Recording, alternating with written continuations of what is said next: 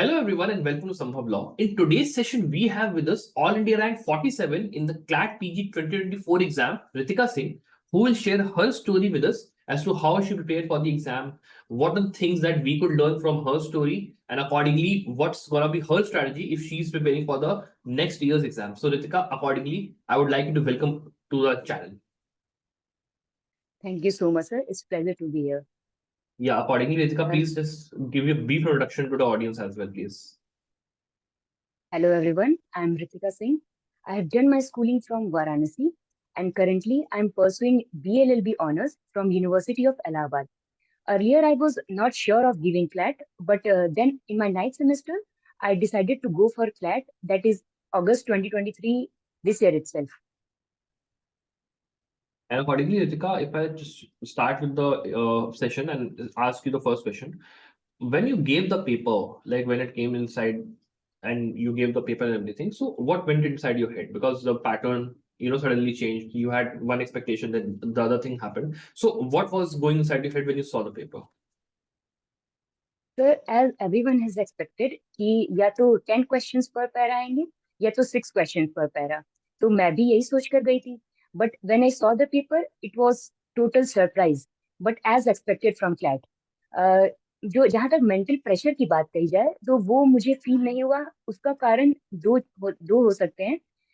During the preparation and even on the exam day I was continuously telling myself to be prepare for the worst, as CLAT is one of the most unpredictable paper.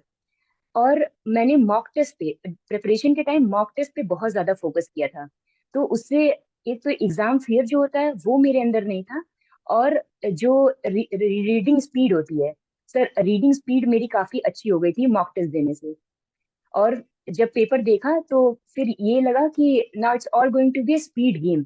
फिर accordingly मैंने starting from question 1 to 120 लगातार लगाना शुरू किया, ताकि subconscious mind में कहीं ये ना रहे कि पीछे के क्वेश्चन अभी बचे हुए हैं. और प्रिपरेशन के टाइम मैंने एक स्ट्रेटजी या क्या अप्रोच फॉलो किया था कि पैरास के लेंथ कुछ भी हो, मुझे max to max 9 to 10 minutes में 10 क्वेश्चन सॉल्व कर लेने हैं. और वही स्ट्रेटजी मैंने एग्जाम डे भी फॉलो किया. I see. और इसके अलावा Ritika, if I ask that while preparing for the exam, आपने क्या मतलब स्ट्रेटजी फॉलो करी? क्या आपने बहुत पहले से शुरू करा था या मतलब आपकी प्रिपरेशन कैसे आपने करी टोटली?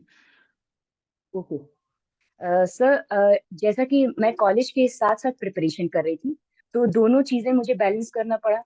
तो सबसे पहले मैंने स्ट्रेटजी फॉर्मुलेट की, जिसमें संबल लॉ के यूट्यूब वीडियोस को भी मैंने फॉलो किया था. तो उसमें सबसे पहले मैंने फोकस किया अपने फाउंडेशनल सब्जेक्ट्स को प्रिपेयर करने पे. पहले मैंने 1.5 से 2 महीने फाउंडेशनल सब्जेक्ट्स प्रिपेयर किया. जिस फाउंडेशनल सब्जेक्ट प्रिपेयर करने के साथ साथ उससे रिलेटेड जो लैंडमार्क केस लॉस थे उसमें, वो भी मेरे साथ साथ प्रिपेयर हो गए. और ऐसा नहीं था कि मैंने फाउंडेशनल सब्जेक्ट में चॉइस किया कि मुझे कॉन्स्टिट्यूशनल ज्यूरिस्प्रूडेंस ये पढ़ना है जो मेजर आते थे पहले. मैंने starting from constitution till minor acts NIA act तक भी मैंने एक ब्रीफ जो फेयर नॉलेज होती है सब्जेक्ट की वो रखी. और उसके बाद फिर मैं केस लॉस और मॉक टेस्ट पे मैंने फोकस किया. मैंने जितनी जल्दी हो सका उतनी जल्दी मॉक टेस्ट लगाना शुरू किया. शायद 1.5 महीने के बाद ही मैंने प्रिपरेशन के बाद मैंने मॉक टेस्ट लगाना शुरू कर दिया था, जिससे मेरी रीडिंग स्पीड अच्छी हो जाए. और फिर उसके बाद केस लॉस मैंने पहले recent case laws 50 to 60 prepare किया.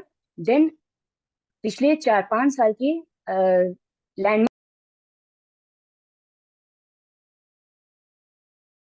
जजमेंट्स, जिसमें मैंने संबल लॉ की जो केस लॉ समरीज होती हैं उन पे उनकी हेल्प ली और उनको प्रिपेयर किया.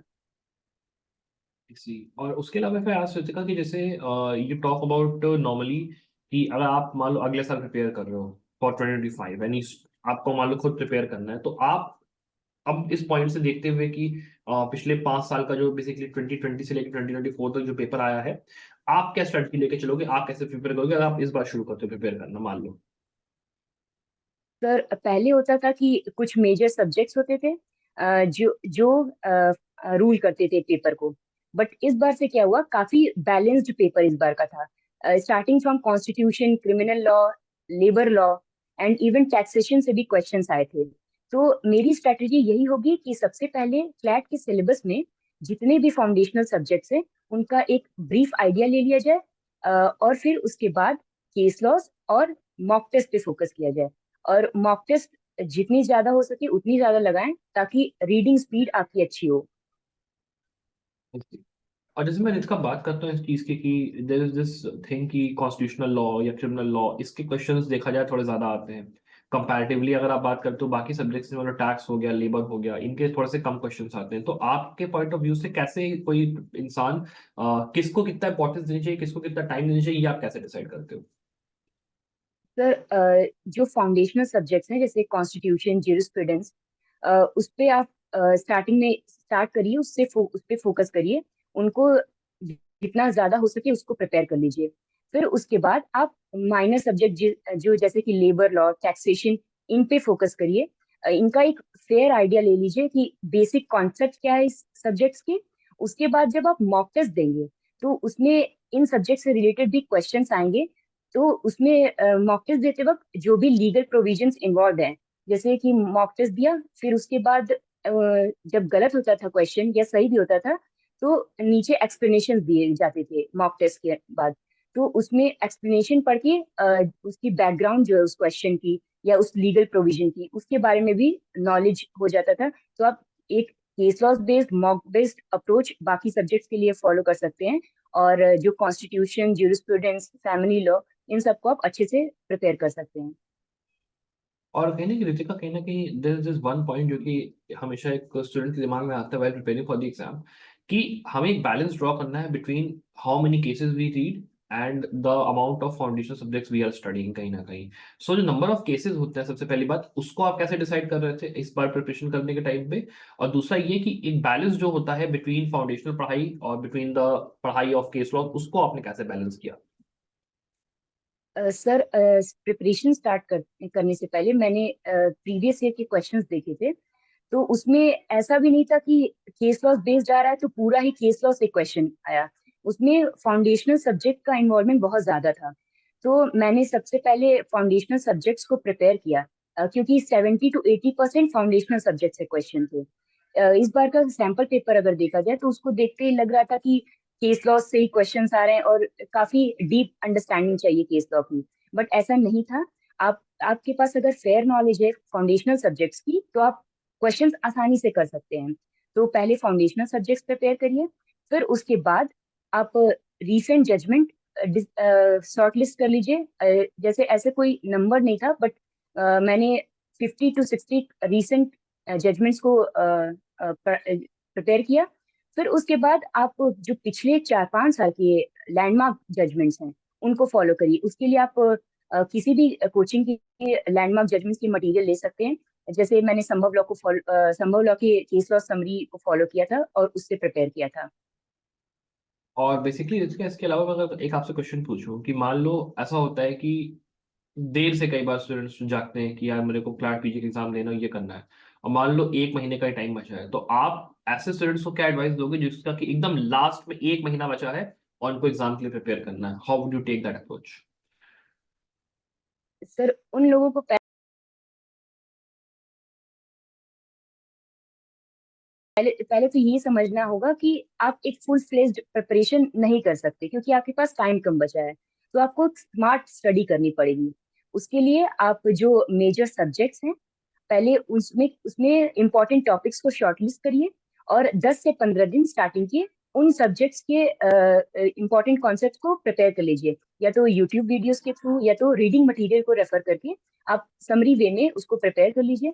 फिर आखिरी के 15 से 20 दिन जो है उन उसमें आप केस लॉस और मॉक टेस्ट पे फोकस करिए, ताकि और फिर ज्यादा से ज्यादा लास्ट डे में आप केस लॉ बेस्ड अप्रोच रख सकते हैं कि केस लॉ देखा, उसमें जो इम्पोर्टेंट लीगल प्रोविजंस इन्वॉल्व हैं उनके बारे में नॉलेज ले लिया। तो उससे दोनों सब्जेक्ट भी प्रिपेयर हो गया और केस लॉ भी प्रिपेयर हो गया। और फिर मॉक टेस्ट से आपकी रीडिंग स्पीड अच्छी हो जाएगी और जो एग्जाम फेयर है वो भी हट जाएगा आपका। हम्म। और Ritika, if I ask about the fact कि आपने मॉक टेस्ट को मतलब काफी एक्सरसाइज भी किया, आपके हिसाब से मॉक टेस्ट का इंपॉर्टेंस कितना है फॉर द पर्टिकुलर, अगर हम लोग क्लैट पीजी एग्जाम की बात करें? सर मॉक टेस्ट ये तो अश्योर नहीं करेगा कि यही क्वेश्चंस आएंगे, बट मॉक टेस्ट ये जरूर अश्योर करेगा कि आपकी रीडिंग स्पीड अच्छी हो जाए, आप पैटर्न से फैमिलियर हो जाए एग्जाम के। और दूसरी चीज कि जो एग्जाम फेयर होता है वो आपके मन से हट जाएगा। जैसे कि मैंने सर 45 to 50 मॉक टेस्ट दिए थे अब, तो उससे जो एग्जाम था वो भी मुझे एक ऐसा लगा कि मैं एक मॉक ही दे रही हूँ, तो वो एग्जाम फेयर नहीं था। और जैसा कि इस बार पैरास के लेंथ भी कम नहीं थे, तो रीडिंग स्पीड ने मेरी काफी हेल्प की। और सर ये होता है कि मॉक टेस्ट लगाने से पहले लोग सोचते हैं कि पहले मैं प्रिपेयर कर लूँ, सारा सब्जेक्ट पढ़ लूँ, फिर उसके बाद मैं मॉक टेस्ट स्टार्ट करूंगा या करूंगी। पर उससे बेहतर है कि आप 1 डेढ़ महीने पढ़ाई कर लीजिए, फिर उसके बाद आप मॉक टेस्ट शुरू करिए। और ये नहीं होना चाहिए कि हाँ मेरे 30 40 नंबर आ रहे हैं तो मैं डिमोटिवेट हो गई और मैंने मॉक टेस्ट देना बंद कर दिया। प्रिपरेशन के जब मैंने पहली बार मॉक टेस्ट देना स्टार्ट किया था, तो उसी टाइम मैंने डिसाइड किया था कि अगर मैं 2 दिसंबर को भी मॉक टेस्ट अगर दे रही हूँ, उसमें अगर मेरे 30 40 मार्क्स भी आएंगे फिर भी मुझे डीमोटिवेट नहीं होना है, क्योंकि जो डिसीजन होगा वो 3 दिसंबर को होगा।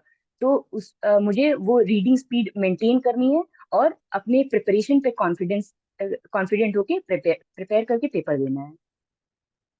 ठीक है, जैसे एक बात मैं भी थोड़ा सा आपके उससे एक मैं भी एक बात पूछना चाहूंगा। जैसे मान लीजिए आप बात करते हो 1.5 महीना पढ़ाई करने का, लेकिन देर आर सर्टन स्टूडेंट जो कि काफी ऐसे होते हैं जिन्होंने पहले प्रायर में पढ़ाई नहीं की होती, बिकॉज कोविड में या तो उनका लॉकअप जो पूरा पढ़ाई हुआ वो था, या ये होता है कि वो उस टाइम ध्यान नहीं दे पाए। उन स्टूडेंट्स के लिए आप क्या कहोगे जिनका कि थोड़ा सा प्रायर जो पढ़ाई है वो उतना मजबूत नहीं है अपने लॉ स्कूल में, और अब उनको प्रिपेयर करना है, उनके लिए आपके पास क्या एडवाइस होगा? तो उनके लिए यही होगा कि आप पहले 1.5 से 2 महीने फाउंडेशनल सब्जेक्ट्स की पढ़ाई करें बस। फिर उसके बाद बाकी आप क्या कर सकते हैं, आप बैलेंस्ड अप्रोच रख सकते हैं कि अगर आप के पास पूरा टाइम है एक दिन का, तो उसमें आप डिवाइड कर लीजिए कि आपको कितने घंटे फाउंडेशनल पे फोकस करना है और कितने घंटे मॉक टेस्ट और केस लॉ पे। तो इस उन वो लोग केवल एक बैलेंस्ड अप्रोच रखें और कंसिस्टेंसी के साथ प्रिपेयर करके इस एग्जाम को फर्स्ट अटेम्प्ट में ही क्रैक कर सकते हैं। क्योंकि क्लैट एक ऐसा एग्जाम नहीं है जिसमें आप 10 से 12 घंटे दें और फिर आपका क्रैक हो। अगर आप कंसिस्टेंटली 4 5 घंटे भी दे रहे हैं डेली, तो ये एग्जाम क्रैक हो सकता है। ये बात आपने बहुत सही बोली है।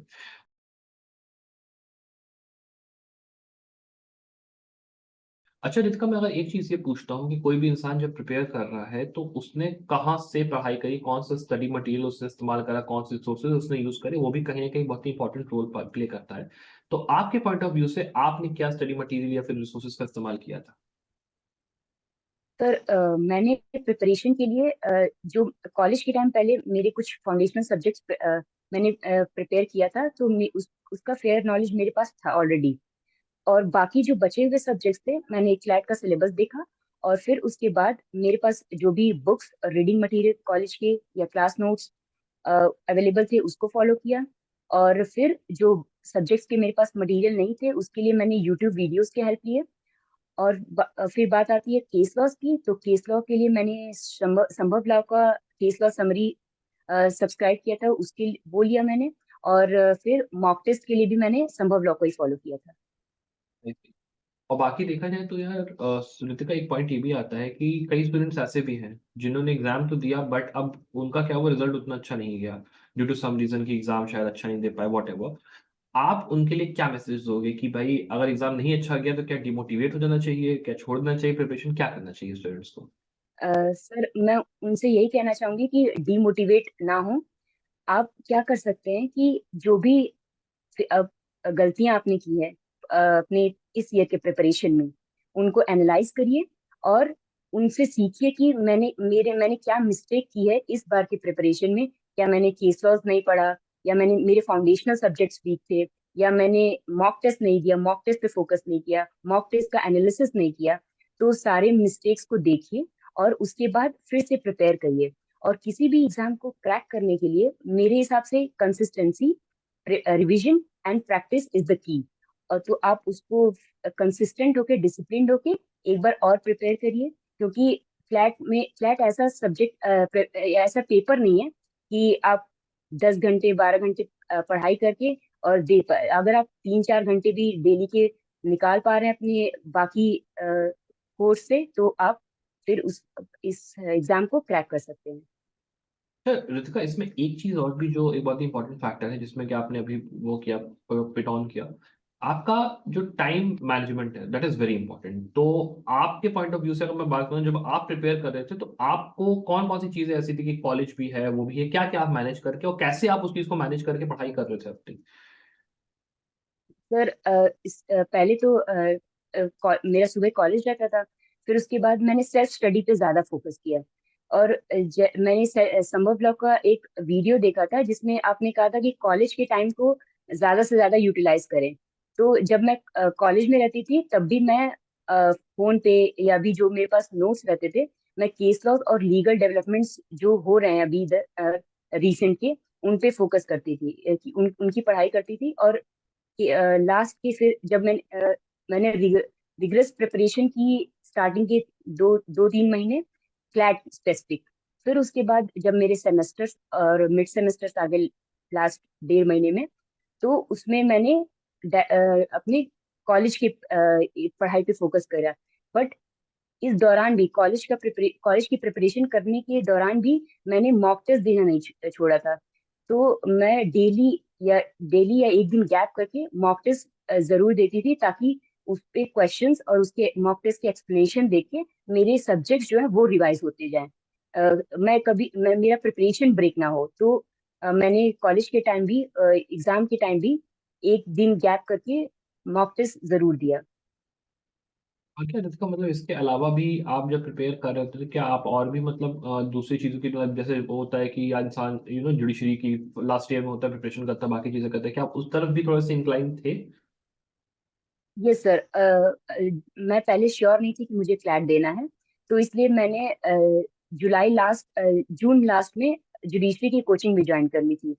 तो उसके पर मैं उस पर फोकस्ड होके नहीं, क्योंकि मैं थोड़ा फ्लैट की तरफ टाइम कम बचा था, तो मैं फ्लैट स्पेसिफिक ही रह रही थी और फिर कॉलेज भी मुझे मैनेज करना था। तो इसलिए पर मैंने हाँ जुडिशरी की कोचिंग ज्वाइन की थी और जुडिशरी के लिए मैं प्रिपरेशन स्टार्ट कर दी थी। ओके, तो फिर मतलब कहीं ना कहीं जब आप वो प्रिपरेशन कर रहे थे तो आपने वहां पे और यहाँ पे कैसे टाइम मैनेज करा कहीं ना कहीं? सर मैंने इसमें सेल्फ स्टडी पे बहुत ज्यादा फोकस किया कि कॉलेज कोचिंग से आने के बाद जितना भी टाइम मैं दे पा रही हूँ, डेली के 3-4 घंटे मैं क्लैट स्पेसिफिक पढ़ाई करती थी। फिर उसके बाद जो वीकेंड्स थे, सैटरडे संडे, उनको मैंने क्लैट की प्रिपरेशन के लिए ज्यादा इस्तेमाल किया। कि जो भी अगर सब्जेक्ट्स नहीं हो पा रहे हैं डेली 3-4 घंटे में, तो फिर मैं संडे और सैटरडे को कॉलेज और कोचिंग करना पड़ के क्लैट के लिए पढ़ाई करती थी। तो इसमें आप वीकेंड्स को ज्यादा से ज्यादा यूटिलाइज कर सकते हैं यूटिलाइज कर प्रिपरेशन के सकते हैं। लिए। और कहीं ना कहीं ये भी बहुत इंपॉर्टेंट आपने बात जो बोली रितिका इसमें, कि जो कंसिस्टेंसी होती है वो की होती है, बिना कंसिस्टेंसी के बिना रिवीजन के ये काम नहीं होने वाला। अगर आप ये सोचोगे कि 10-12 घंटे पढ़ के एकदम से हो जाएंगी चीजें, तो उतना अच्छा रिजल्ट आपको फिर नहीं मिलेगा जितना आप अगर कंसिस्टेंसी के साथ रोजाना पढ़ाई करके ला पा रहे हो। और practice is very important for the mock papers, ये तो बात आपने काफी सही की है। अच्छा चलिए, इस सेशन को यहीं पे खत्म करते हुए एट लास्ट एक कोई अगर आप बात बोलना चाहोगे स्टूडेंट से, तो वो रितिका क्या होगी? मैं स्टूडेंट्स को यही बोलना चाहूंगी कि आप अपनी प्रिपरेशन के लिए सबसे पहले स्ट्रैटेजी फॉर्मुलेट करें, और उस स्ट्रैटेजी को ध्यान में रख के प्रिपरेशन करें, और कंसिस्टेंसी और डिसिप्लिन्ड वे में प्रिपरेशन करें। You will definitely crack the CLAT in your first attempt.